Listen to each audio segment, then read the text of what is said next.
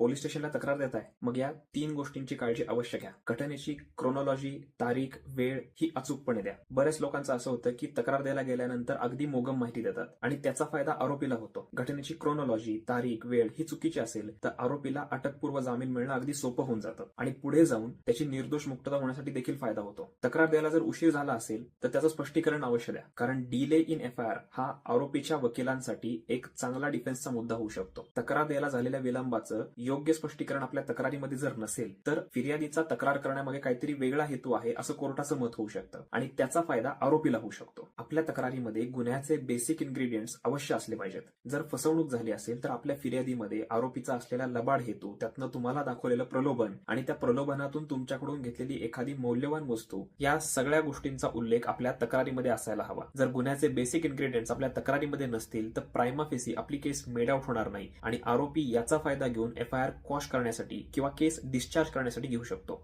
अशाच माहितीसाठी मला फॉलो करा, हा व्हिडिओ सेव्ह करा आणि शेअर करा.